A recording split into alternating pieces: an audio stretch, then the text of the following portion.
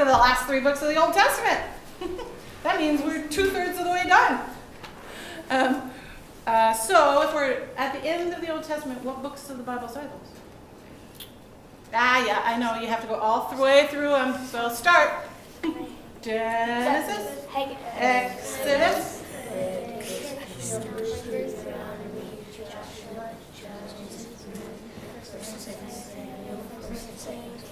First and Second Kings, First and Second Chronicles,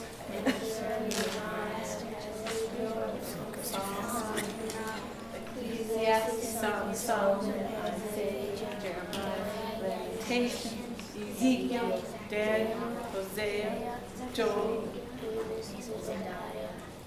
Jonah, Habakkuk, Zephaniah, Haggai, Zechariah, Malachi. Haggai, Zechariah, Malachi. Those are the last 3. I figured out where did we start. Yeah, I know. That's because we talked about it in class. So good thinking. Haggai, Zechariah, Malachi are the last 3. Now, what have we been calling these little books of the Bible that these people's names are in? Prophets, right? And the minor prophets. So these are also minor prophets. However, and the other ones we talked about, what were their jobs? They were all trying to do what, basically? Do you remember? Were the Israelites and the people that lived in the Israel area, were they at home? Not always. Some of them got taken away in captivity. They had no place. And the people were trying to convince them when the kings were around before they got taken that, hey, you need to change your ways or something bad's going to happen. And guess what? It happened. They got carried away, and that's why we talked about Daniel. And these minor prophets actually took place like before Daniel. However, the ones we're talking about today are talking about when the people are still in captivity, but they're starting to return to Judah, which is part of Israel, the country now.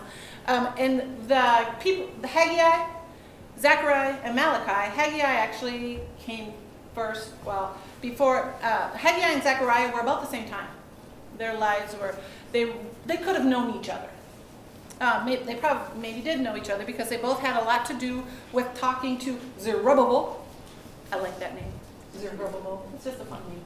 He was like governor of Judah, or the person in charge kind of Judah at the time. And Joshua, however, this is not the Joshua that was a spy to the land of Egypt. Remember that? When they were coming out of Egypt and they sent spies. It's not the same Joshua that became ruler after Moses.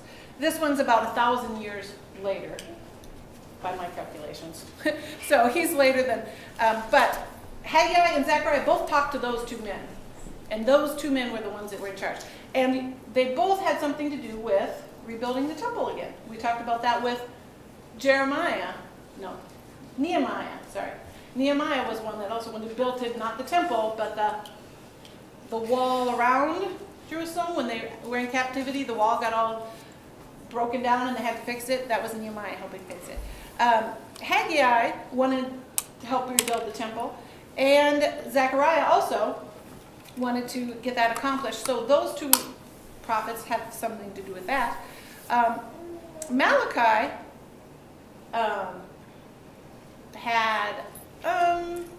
we learned some interesting things in Malachi. He was a prophet too. He wanted people to know that change was coming.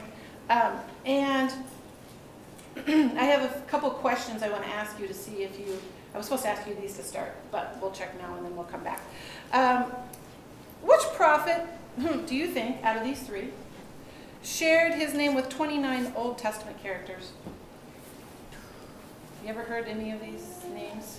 Joshua, we've heard before, but he's not one of them we're talking about. We're talking about Haggai, Zechariah, Malachi. Malachi. Good try. I heard Paula. That is Zechariah. There were 29 other Zechariahs in the Old Testament. Connor guessed it. Oh, good work. Okay. I maybe just heard Paula. Which prophet's name meant my messenger? Actually, this could have probably on all of them because they were messengers of God. But one of them, the name Haggai, Zechariah, Malachi actually means my messenger. It is Malachi. Yeah. Good work. A couple of you guessed that one. Which two prophets, two of them this time, and I think I gave this one to you already. So, prophets urged God's people to complete the completion of the temple.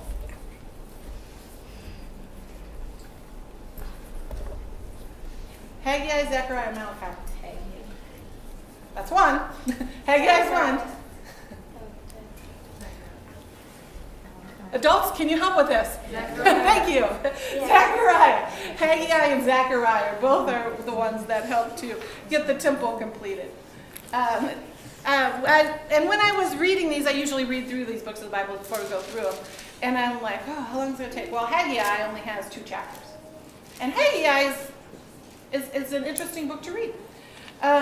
It's short, and my Bible has, in its introduction says, read Haggai to escape, or better yet, to avoid the spiritual doldrums, which means kind of getting bored and you need some excitement in your life, or your faith just doesn't feel like you're strong. If you ever felt discouraged or complacent about your spiritual life, Haggai has encouraging words for you. And when I started reading Haggai, one of the first things I noticed is that Haggai and Zechariah, they have specific days on when their message was received to them from God. And they're in the 2nd year of King Darius, who was Persian king? Yeah, something. King Darius was the same one that let Daniel out of the lion's den. So, and it talks about which month that's how I know Haggai comes before Zechariah, because they're not always in the order in the Bible. But Haggai, some of the things that it talked about was that the people feared the Lord, which before, when they became refugees probably in Babylon, wherever they took them, that they kind of lost the fear of the Lord. They weren't that worried about him anymore. They had lived this long. But now they were saying that they had the fear of the Lord, and the Lord said to the people, I am with you, declares the Lord. So the Lord stirred up the spirit of Zerubbabel and of Joshua, and that in the spirit of the whole remnant of the people. So we were talking about the fruits of the Spirit in Sunday school class, so we were talking how this Spirit is different from the fruits of the Spirit. But the Spirit is all provided by God. Be strong, all you people of the land, declares the Lord, for I am with you. So he is ready to help them to come back into the land, and he wants them to rebuild the temple so he can spend time with them there. Zechariah also says, the Lord Almighty has done to us what our ways and practice deserve, just as he determined to do. So what he says is true. What his promises come true. What he does for a reason. You might recognize this verse from Zechariah. So he said to me, this is the word of the Lord to Zerubbabel, not by might, nor by power, but by my Spirit, said the Lord Almighty. Sound familiar? Do you remember that from any songs? We have that in some of the songs we sing. You recall that one, Ben? Yeah, maybe. Yeah, maybe. Let's see. Oh, this is pretty relevant because when I was reading Zechariah, I'm like, we hear that this time of year. Because next week will be Wave the Palm Sunday. And what did that represent? Why do we have Palm Sunday? What's Palm Sunday? What happened on Palm Sunday? Jesus went through was crucified. Not yet. Well, No. It's he was came going to Jerusalem. On They a put him on a donkey, right? They won the war. So it's the week before, basically. It's the beginning of the Holy Week. And the Gospels, which are Matthew, Mark, Luke, John, those Gospels, they quote this because you can find it there. Zechariah 9:9 says, see, your king comes to you, righteous and having salvation, gentle and riding on a donkey, on a colt, the foal of a donkey. And this is before Jesus was born. This is quite a bit before Jesus was born. This was Zechariah. He was like 1,000 years before Jesus was born. So it's interesting that he was prophesying basically about that. And he was also talking about a king that was going to come to them there. Let's see. Also, didn't have to do with the temple, but Malachi is interesting because it tells us how we should be living. And one of the things that you might hear people say about in Malachi has to do, by the way, this looks like, I saved this because it looks like one of our little bags that we collect money in. But Malachi talks about robbing God. Do you know anything about robbing God? Do you know how you rob God? How many of you do we have sitting here? 1, 2, 3, 4, 5, 6, 7, 8. Oh, shoot. I guess I get some too. So I'll list that in here, Sophia. You hold those. We'll do it a little different. Count how many of those you have. You don't have to tell me until you're done. I'll ask you. Here, Cameron. You hold these. 10. 10 what? 10 quarters. Tell me how much money that is. Luke, you hold those. I'm not asking you. What you got there? $2.50. Luke, did you count yours? Count them. What'd you find, Cameron?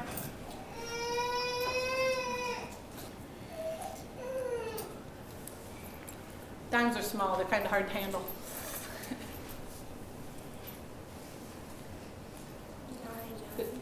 Try again.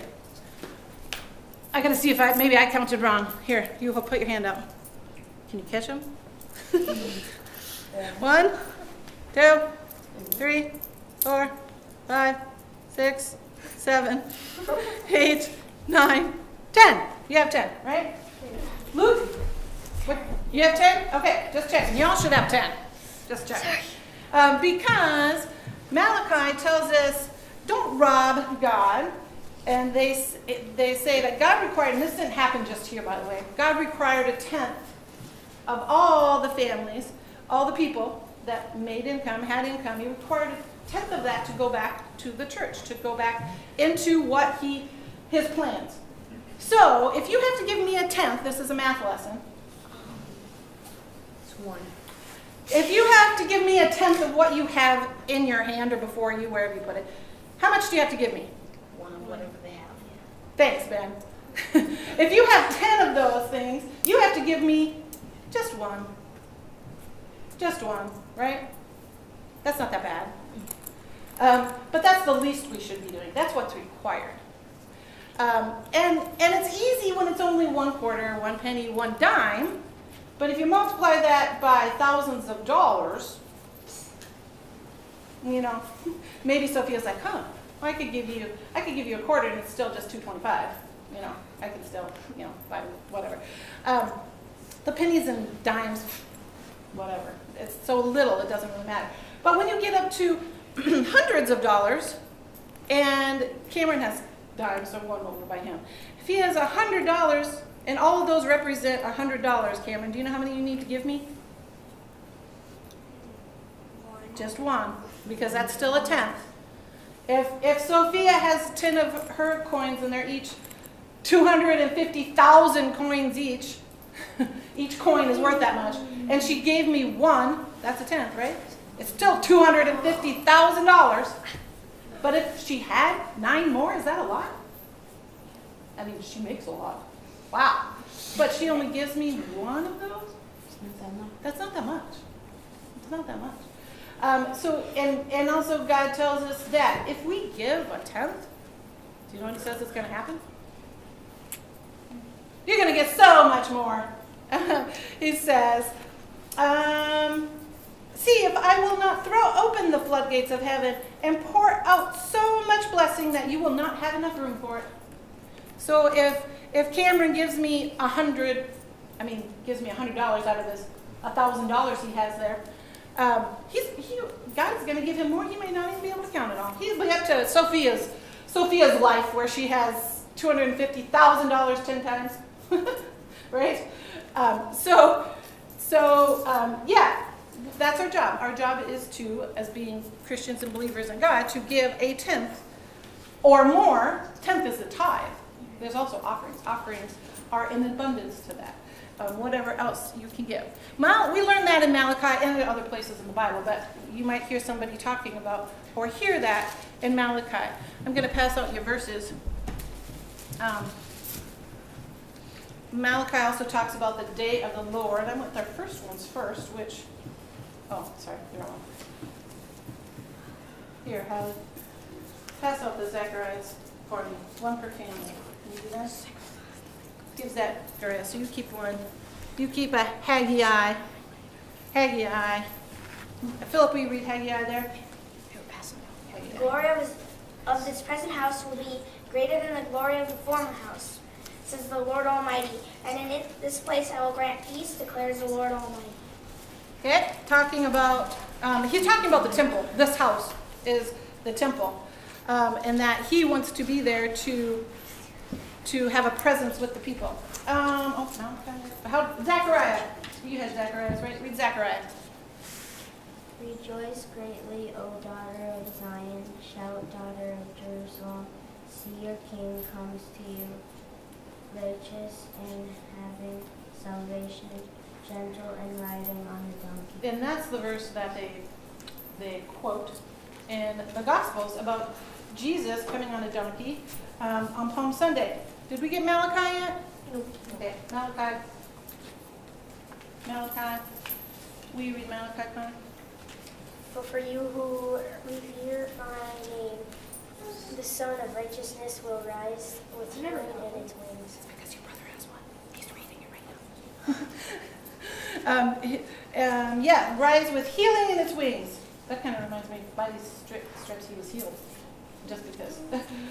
But he's talking about you who believe in God, he's going to give healing. So those are our verses that we're supposed to be remembering. And you want to take one of those and pass them down. And I'm going to read the travel guide, which we usually read at the end of each of our times together. The scenery in our trip through the prophets has been full of rubble and ruin. Take heart. Haggai is about remodeling and rebuilding. God calls his people to rebuild the temple that was destroyed during the Babylonian conquest. There is a new road sign in Zechariah. It reads, "Don't give up." The remnant, the returning people that are coming back to Israel, who have returned to Judah, faced opposition as they rebuilt the temple. Zechariah encourages them, which is a lot like Nehemiah and the wall and rebuilding and the problems they had. Finally, we come to the Malachi Bridge, they call it, which connects the Old Testament and the New Testament. Malachi, the last prophet in the Old Testament, admonishes the people to worship God. That means he encourages them and asks them to do it. And also, many times, points to the coming Messiah.